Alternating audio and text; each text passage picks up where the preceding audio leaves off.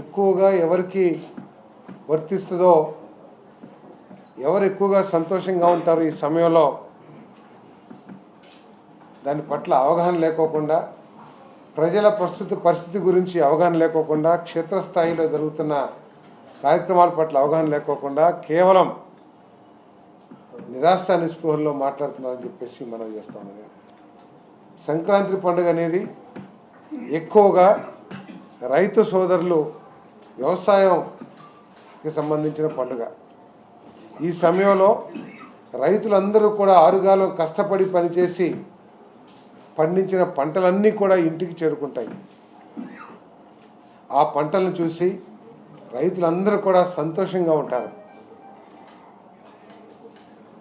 ఈ ప్రభుత్వంలో ప్రత్యేకంగా రైతు సోదరులందరూ కూడా సంతోషంగా ఉన్నారు అనడానికి ఒకటే కారణం, గత ప్రభుత్వం అన్యాయంగా రద్దు చేసిన కార్యక్రమాలన్నింటినీ కూడా పునరుద్ధరించాం. గతంలో ఎగ్గొట్టిన సబ్సిడీలన్నీ కూడా చాలా వరకు, ఉదాహరణకి బిందు సేద్యం కానివ్వండి, పామాయిల్ కానివ్వండి, మామిడి పంటకు కానివ్వండి,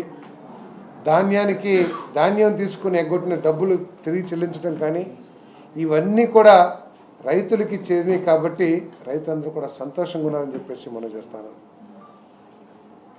అంతేకాకుండా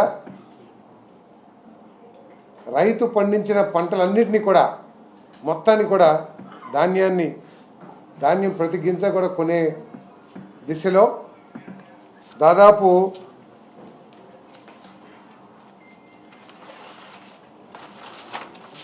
5 లక్షల మంది రైతుల దగ్గర 28,83,288 మెట్రిక్ టన్నులు, అంటే దాదాపు 29 లక్షల మెట్రిక్ టన్నులని రైతుల దగ్గర నుంచి సేకరించి 6,565.84 కోట్ల రూపాయలని కేవలం 24 గంటల లోపల, కొంతమందికి 7 గంటల్లో కూడా అకౌంట్లో వేసిన ఘనత కూటమి ప్రభుత్వం అని చెప్పేసి మనం చేస్తామని.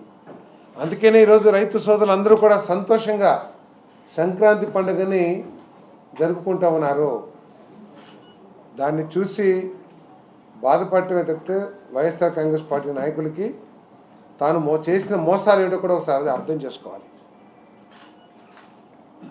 21 రోజుల్లో మీ ధాన్యానికి డబ్బులు చెల్లిస్తా అని చెప్పిన జగన్మోహన్ రెడ్డి గారు 3-4 నెలలైనా సరే డబ్బులు చెల్లించలేని దైన్య స్థితిలో ఉంటే ఆ ఎగ్గొట్టిన డబ్బులన్నింటినీ కూడా ఈ ప్రభుత్వం చెల్లించిందని చెప్పేసి మనం చేస్తాం. ఈరోజు అంటున్నారు ప్రజల దగ్గర డబ్బులు లేవు.